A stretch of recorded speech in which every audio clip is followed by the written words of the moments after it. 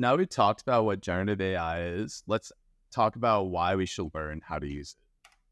So, generative AI at a high level automates routine tasks. Gen AI tools like ChatGPT, Stable Diffusion, Adobe Firefly, GitHub Copilot, Bard, etc., allows us to interact with AI in a very human-like way. It helps us create content through natural conversation and automate routine tasks. And content in this case could be images, text, blogs, email, code, any sort of thing that might be generated normally by a human. Compared with AI 20 years ago, the biggest breakthrough is the interface by which we can interact with it. Gone are the days of having to run programs on our computer, and we can interact with AI with our human language, making it accessible for everyone. This is like the iPhone moment for a Gen AI. So a brief history. We started with AlexNet 10 years ago, which is one of the first convolutional neural networks that was able to process images. And then computer vision ran into GANs, which is a modern architecture that Midjourney and Adobe Firefly is based off of. Then we have AlphaGo, which is a neural network model that was able to be a human in Go, which is a very complicated game for AIs because typically they're done using game trees and decision making. However, those game trees grew extremely large. So this was the first breakthrough that AI could finally start outsmarting a human. Then we had the transformer architecture that came out of Google that was a modern backbone of all of the modern generative text AIs that we see today. From the transformer, GPT-1 and BERT came out, then GPT-2, GPT-3, and then now we have ChatGPT, Bard, and Stable Diffusion, and we're in the area of generative AI in 2023. So all of this happened in the last 10 years, and it's been accelerating ever since. And there's already a global impact. In a Mckinsey study, they believe that Gen AI can add $2.6 to $4.4 trillion to the economy annually. And this is more than the entire GDP of the United Kingdom. 75% of the use cases fall in between four major categories of marketing, sales, software engineering, R&D, and customer operations. And they identified 63 different use cases that include retail and packaging and banking as some of them. And this is sort of a matrix of all the different use cases that Gen AI can use to enhance the operation of workers to make the industries more efficient and realize these productivity gains. And we can already see the positive impact for developers.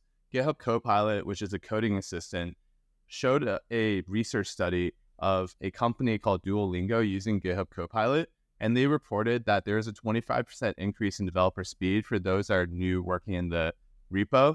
There's a 10% increase in developer speed for those familiar with the repository, and a 67% decrease in median code review turnaround time.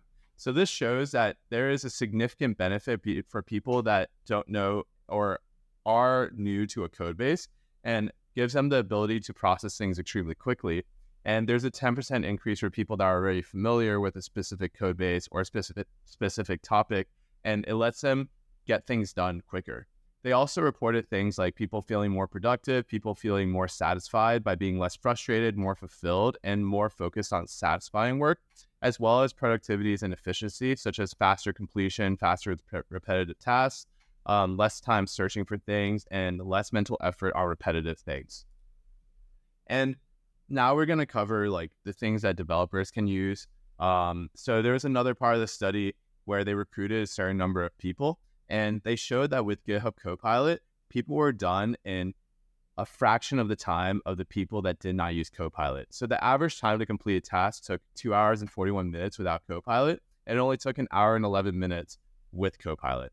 And things they did were write boilerplate code for various programming languages, find information on documentation, identify security issues, and streamline code reviews before merging new or edited code. Some of the major use cases for customer operations, which includes customer service and other forms of operations such as customer success, is that Gen AI can revolutionize operations through a better customer experience and agent productivity tools with digital self-service. This means that if customers message them, they can compose messages a lot faster, and this allows them to augment their own skills in responding to customers with Gen AI tools.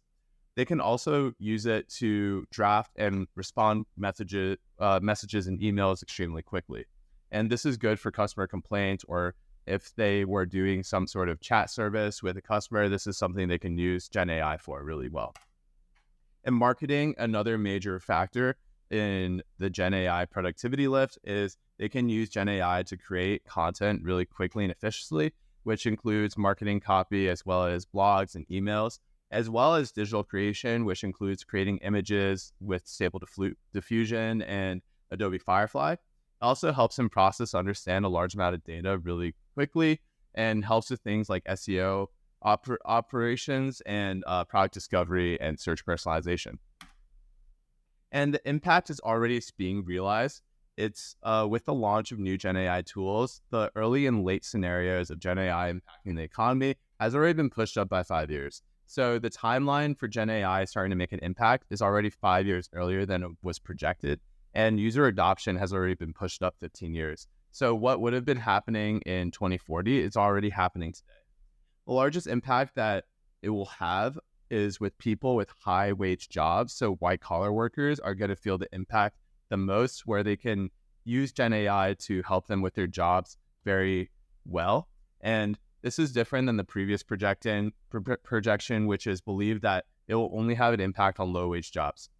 This is a much different scenario than the previous scenario, because now Gen AI can help people with knowledge work rather than just with automating basic tasks. So how can you take advantage of it, knowing all this? There are a handful of tools and techniques for using these tools, and we're going to cover a lot of those in this course. And those tools and techniques can be used for every industry that is within that realm of being affected by generative AI. We can learn how to augment our work and experiment with those tools and develop our own workflows. We need to realize that AI is capable of many things, however, it cannot replace everything that a human does. A human needs to direct, and the Gen AI can create and automate very routine tasks. And knowing the capabilities of the Gen AI will help us determine what tasks are capable by a human and what needs to be given to the AI. And this is all tied together in developing our workflow. We need to learn the best way to use these tools and how to get the best result, which is part of prompt engineering. And we need to keep up to date with new techniques and technologies that come out and the ways that they can be used. So with that, this covers our section on why we should learn about generative AI. Let's get started with the course.